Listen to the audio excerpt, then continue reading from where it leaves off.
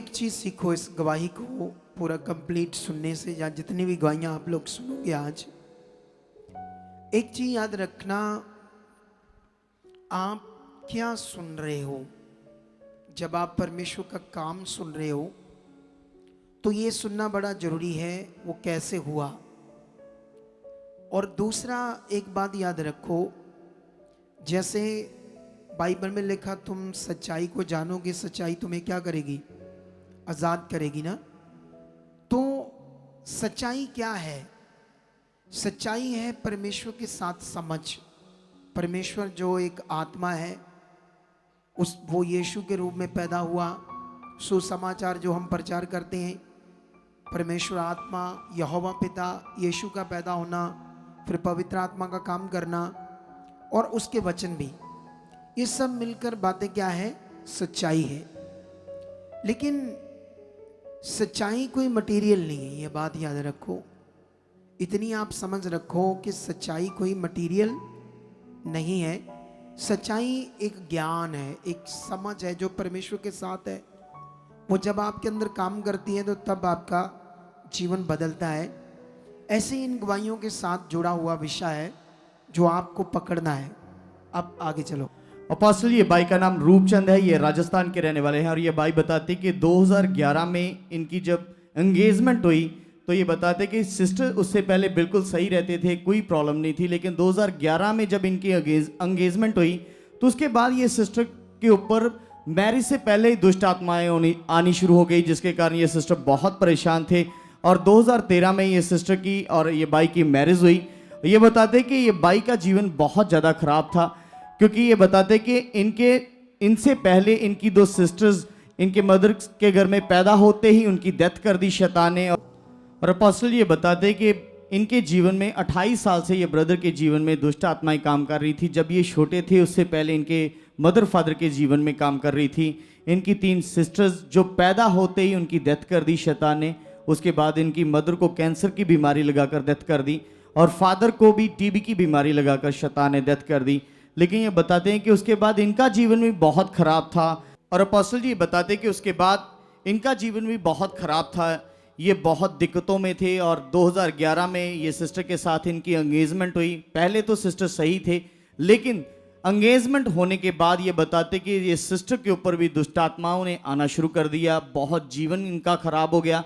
फिर उसके बाद 2013 में इनकी मैरिज हुई।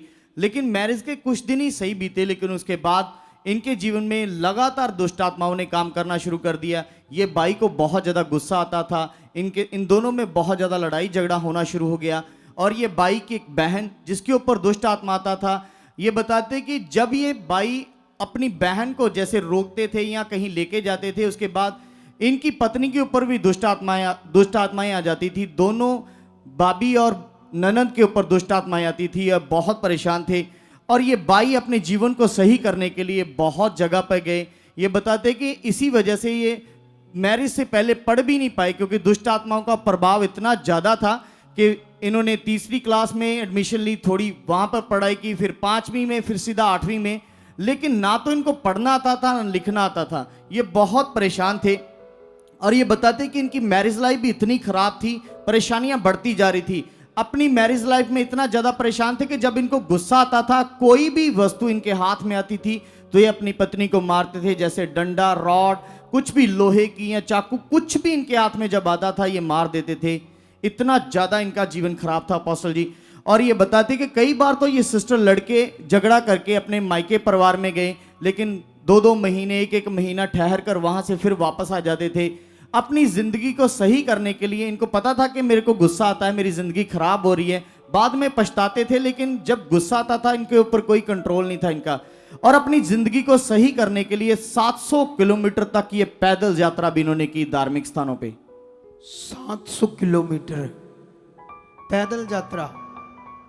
जय मसीह की पापा जी, जय मसीह की। मम्मा जी, जय मसीह की सारे कलेजे। हाँ सुनो तो देखो, सोचो थोड़ा ध्यान से सोचो।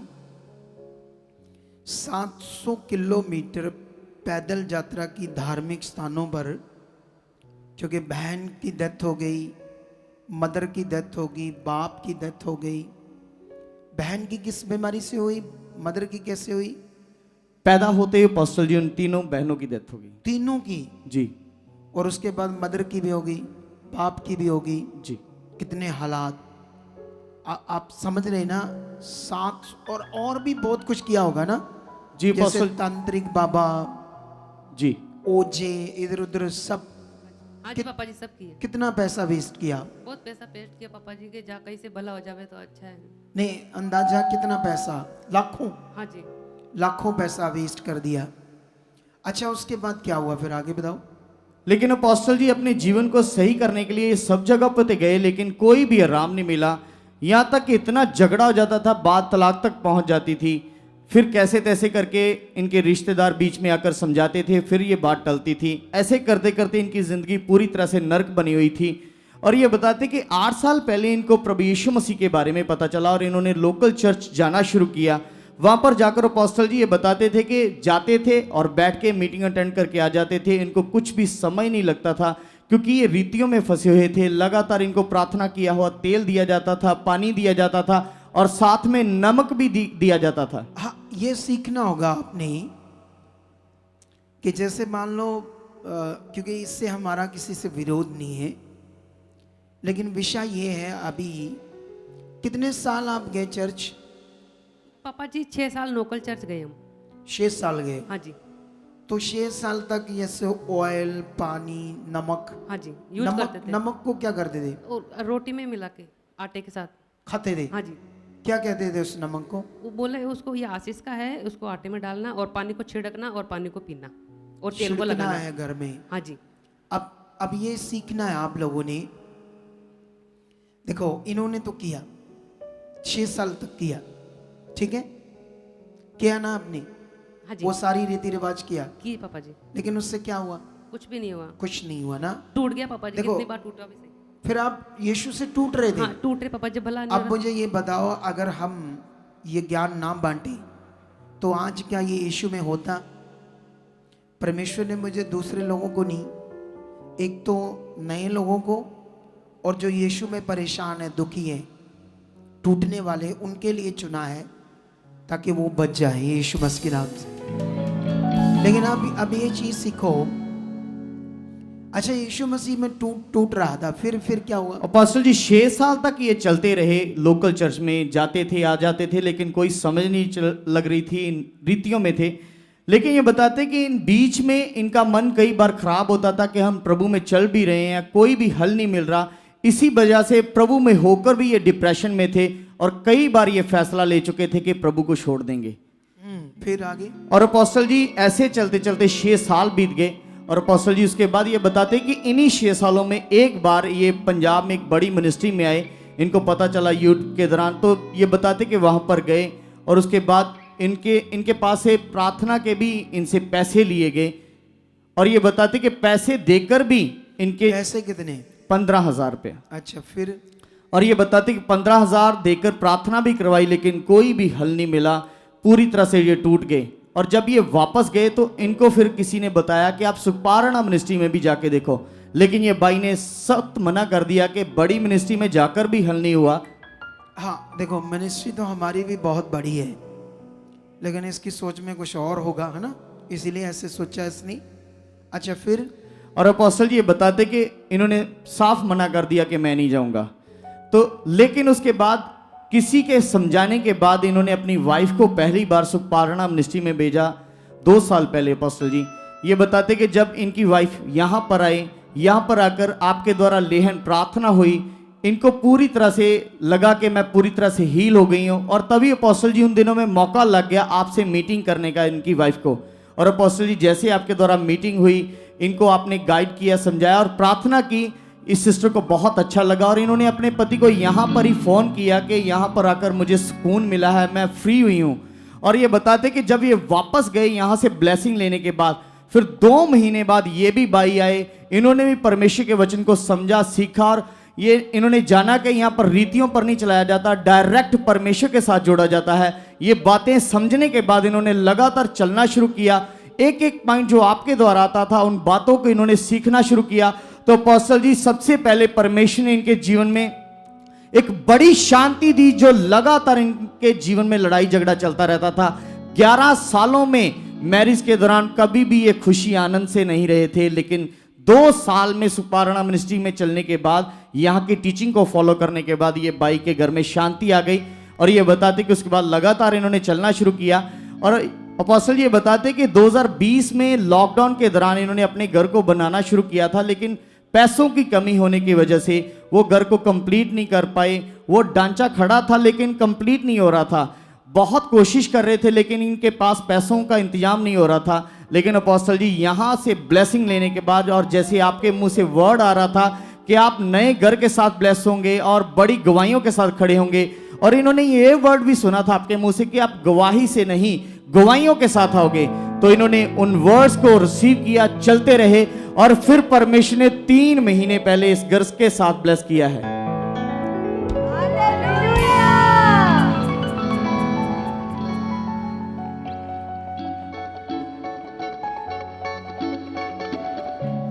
तारीफ करो, तारीफ।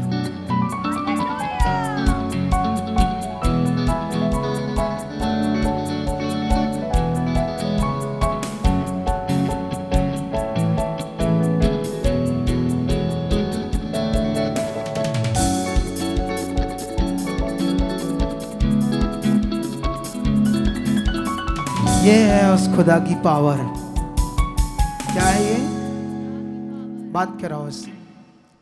अच्छा, आप घर भी नहीं आपका बन रहा था, 2020 से शुरू किया था, हाँ जी, फिर आप तो यीशु से भी हटने वाले थे। हाँ जी पापा जी। अगर ये हट जाता, यीशु से दूर हो जाता, परमेश्वर से, तो क्या इनको कहीं से सुकून की जिंदगी मिलती? क्योंकि यीशु मसीह ने कहा, जो शांति मैं तुम्हें दूंगा संसार तुम्हें दे नहीं सकता, क्योंकि संसार के पास वो नहीं है। तो ये सुकून, ये शांति, ये जीवन सिर्फ किसके पास है? कैसे मिलता है ये तुम्हें अब समझ आ रही है। ये चर्च गए, रीति रिवाज किया, कोशिश की कि पैसे देकर ले लेंगे परमेश्वर से काम। पैसे देकर कैसे ले लोगे परमेश्वर से काम? परमेश्वर के आगे झुकना पड़ता है, उसकी इच्छा में चलना पड़ता है, राइटली उसे समझना पड़ता है। ये विषय है परमेश्वर के राज्य का, रीति रिवाज नहीं है। क्या नहीं है? लोगों को मटीरियलिस्ट चीज़ें देकर उसके साथ जोड़ देना अच्छी बात नहीं है ये। लेकिन अभी आप बड़े सुकून से हो। हाँ जी आप पापा जी। बिजनेस क्या करते हो? मैकेनिक का काम करता पापा जी, किस चीज़ के मैकेनिक हो आप? बड़े ट्रकों का। बड़े ट्रकों का। जी, कितने पैसे कमा लेते एक दिन में? 2000 और 2500 3000। ऐसे कमाते हो? जी पापा जी। देखो, पहले इतनी बरकत थी? नहीं, पहले कम थी पापा जी। बहुत कम थी। हाँ जी, अब इतना इनकम हो गया, 3-3 हजार दिहाड़ी पाते हो? हाँ जी पापा जी। अरे वाह, तारीफ करो खुदावंद की। तो अच्छा, आप फिर जैसे आप तो दूर हो यहाँ से, तो फिर संगति कैसे देखते हो? यूट्यूब से देखते पापा जी। यूट्यूब से कैसे? घर में बैठ के? हाँ जी, घर में बैठ के देखते। छुट्टी करते हो? पहले छुट्टी नहीं करता था पापा जी। जब मैं समझने लगा कि सबके काम होते, मेरा काम क्यों नहीं होते, फिर पता पड़ा कि जैसे वचन को पूरा करेंगे तभी जीवन में काम होएगा। तो पापा जी पहले मैं छुट्टी नहीं करता था, अब मैं संडे दिन का पालन करता हूँ और घर पे बैठ के मीटिंग को अटेंड करता हूँ। संडे दिन ऑफ करके अपना बिजनेस बंद करके बंद कर देता पापा। परिवार को लेकर सारा मीटिंग देखते हो, हाँ। सत्संग देखते हो? हाँ, हमारे अलावा पापा जी और भी हमारे पड़ोसी है जिनको हमने जोड़ा, वो भी हमारे वो भी साथ सारे कितने लोग इकट्ठे हो जाते हो? में 7-8 लोग हैं पापा जी। अभी ये हजारों में बढ़ Yes, जाएंगे। आमीन। ये है मजा। आया मजा कि नहीं आया? ऐसा मजा किसके साथ है? सिर्फ कुछ लोगों को समझ नहीं आ रही परमेश्वर के साथ चलने की, और जिन्हें नहीं समझ आती ना, वही हुआ या करते रहते, मन खराब करते रहते, आगे पीछे रहते वही लोग। लेकिन ये देखो परमेश्वर की ताकत, जब उन्हें समझ आया कि परमेश्वर के साथ क्या है, उसके वचन को पूरा करने से क्या, वचन पूरा करना, ना कि रीतियां नहीं जरूरत। या विषय मन है, मन का है, आपके मन का। सब कुछ कहाँ से होना है? मन से होना है। आप कोई बात करना चाहते हैं? आप नहीं, इनको करना चाहता हूँ पापा जी। क्या बात करना चाहते हैं? पापा जी जैसे मेरे प्रार्थना करने का पहला मन नहीं लगता था, ना प्रार्थना में बैठता था। हाँ। तो पापा जी जैसे प्रेयर पिलर चालू हुई और आप प्रोफेसी भी करते थे कि तुम प्रार्थना करने वाले योद्धा बन रहे हो, पहाड़ बन रहे हो।